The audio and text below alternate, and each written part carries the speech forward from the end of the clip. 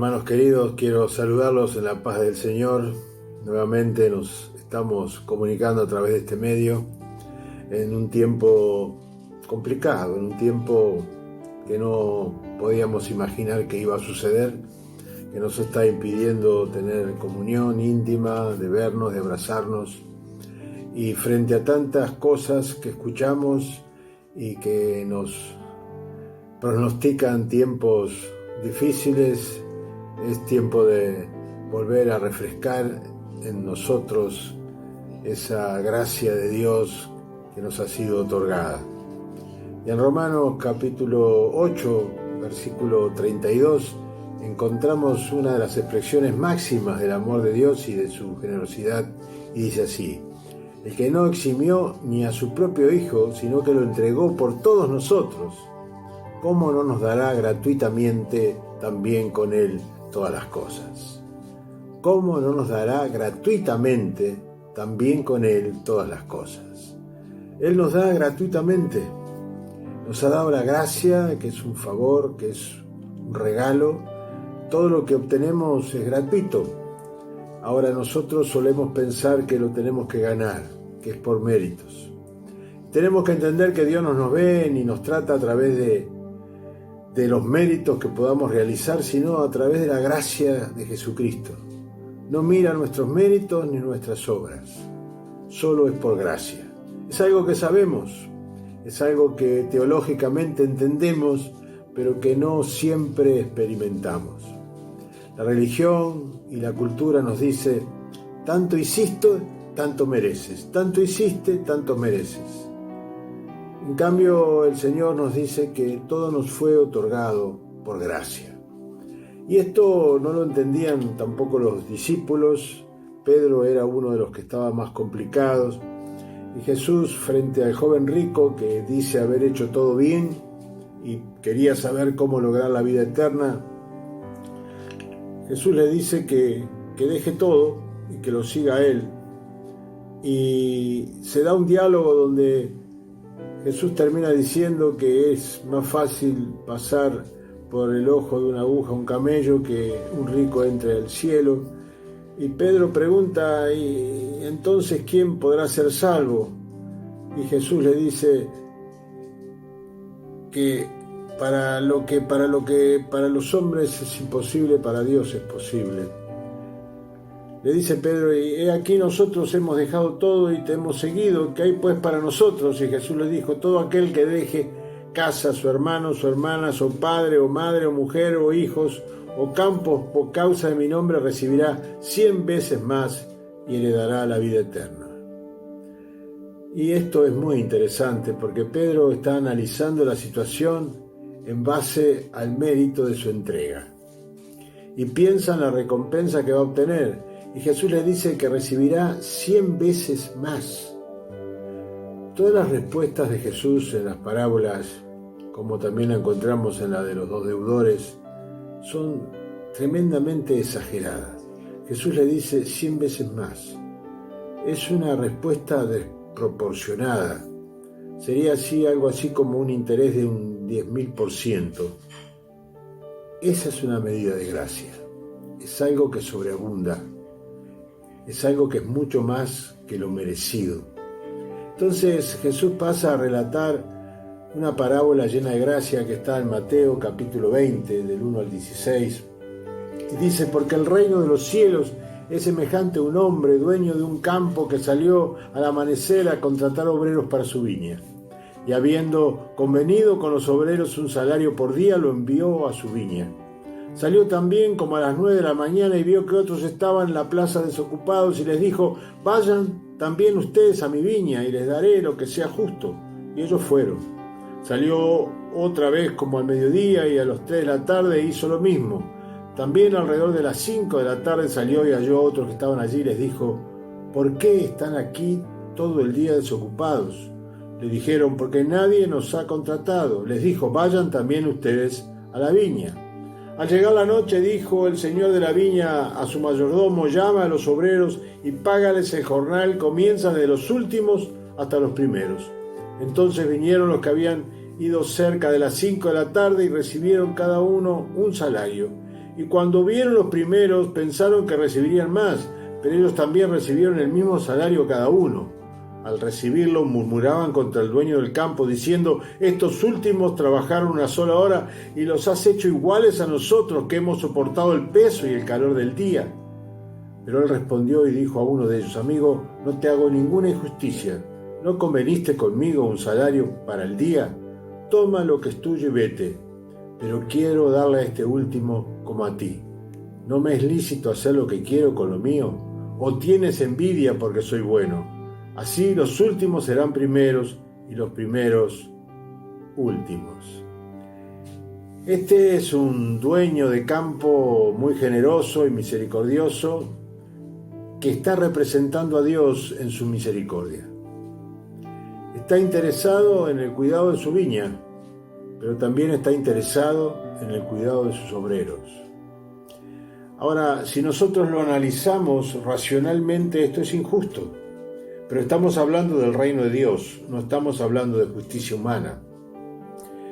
Jesús no estaba enseñando leyes laborales. En la cultura laboral de ese tiempo, los trabajadores necesitaban el jornal de ese día para poder comprar comida. Por eso la ley les ordenaba a los hacendados, Deuteronomio 24, 14 y 15, no explotes al jornalero pobre ni necesitado, tanto de tus hermanos como de entre los forasteros que estén en tu tierra. En las ciudades no los explotes. En su día les darás su jornal. No se ponga el sol antes de que se lo des, pues él es pobre y su alma lo espera con ansiedad. No sea que él clame al Señor contra ti y en ti sea hallado pecado. Levítico 19:13 dice: no oprimirás a tu prójimo ni le robarás. El salario del jornalero no será retenido contigo en tu casa hasta la mañana siguiente. Aquí la parábola se concentra en los jornaleros que fueron contratados al final del día. Fueron tratados con una generosidad que escandalizó. Estaban cobrando prácticamente 12 veces más que el resto. Por eso, los primeros, al recibirlo el salario que les había sido prometido, murmuraban contra el dueño del campo, diciendo: estos últimos trabajaron una sola hora y les has hecho iguales a nosotros, que hemos soportado el peso y el calor del día. Estas cosas solemos actuar y pensar muchas veces igual que los jornaleros. Aquí Jesús no está enseñando agricultura ni economía laboral, está enseñando el reino de Dios. Habían estado esperando todo el día que alguien los contratara para ganar el dinero para mantener a su familia. Ellos necesitaban el trabajo más que lo que necesitaba el dueño de la viña de ellos. Fueron contratados por ser ellos los necesitados. Este hombre representa a Dios en su misericordia, en su preocupación por nuestras necesidades y su afán por satisfacerlas. Así debemos entender lo que es la gracia de Dios. Dios nos llama a servirlo no porque Él necesite de nosotros, sino porque nosotros necesitamos de Él. Y la recompensa de nuestra labor siempre ha de ser fuera de proporción con respecto a nuestros esfuerzos. Pedro pregunta: ¿qué va a recibir? Y Jesús le dice: recibirás 100 veces más y heredarás la vida eterna. 100 veces más. Una respuesta totalmente fuera de proporción. Un 10.000%. Siempre el beneficio es mayor que lo recibido. Eso se llama gracia.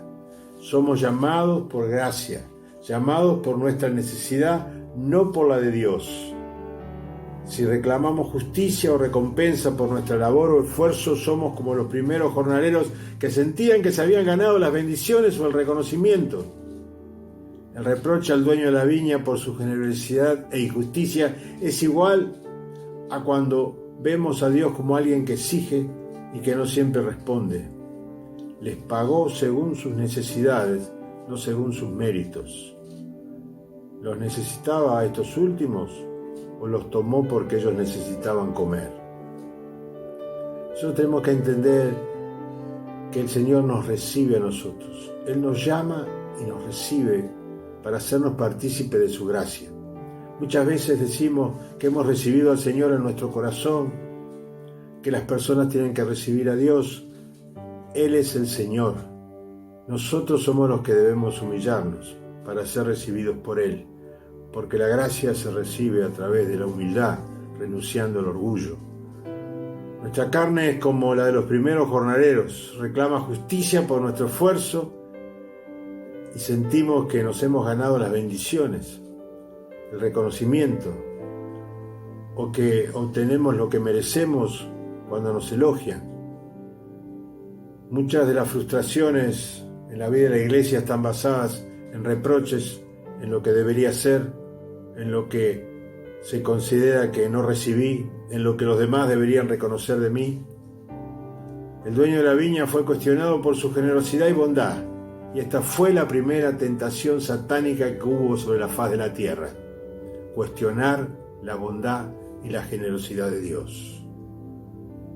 Nosotros estamos para ser bendecidos a través de esa generosidad, aferrándonos al Dios de toda gracia, no esperando recompensa, sino sabiendo que Él es el que nos colma de sus favores.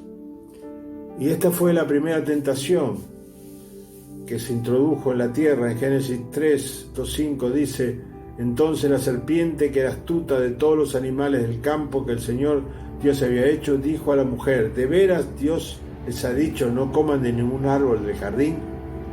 La mujer respondió a la serpiente: podemos comer del fruto de los árboles del jardín, pero del fruto del árbol que está en medio del jardín ha dicho Dios: no coman de él ni lo toquen, no sea que mueran. Entonces la serpiente dijo a la mujer: ciertamente no morirán, es que Dios sabe que el día que coman de él, los ojos les serán abiertos y serán como Dios, conociendo el bien y el mal. Esa fue la tentación: argumentar en contra de la bondad de Dios. Les había dado todo el huerto, podían comer de todos los árboles. Yo me imagino lo que sería ese huerto, la riqueza, la abundancia, la perfección de todos los frutos que podía haber en ese lugar. Sin embargo, había un solo árbol del que no querían comer, no debían comer, y fue justamente ahí donde se basó la tentación, cuestionando la bondad de Dios que les prohibía ese árbol. Y esa es la gran diferencia entre el concepto de derecho propio, de justicia, con respecto a la gracia. La gracia se manifiesta, como dice el Señor en Juan 10:10: el ladrón no vino sino para robar, matar y destruir. Yo he venido para que tengan vida y para que la tengan en abundancia. Esa es la diferencia entre lo que es racional y lo que es sobreabundante gracia. Para vivir en esta superabundante gracia de Dios debemos crucificar nuestro orgullo y el concepto de recibir en base a nuestros méritos y esfuerzos. Es como empezar a ver a mi hermano sin ira, sin celos, ni contienda ni juicios, a no estar reclamando reconocimientos. La gracia se manifiesta con poder divino. Jesús lo hizo posible.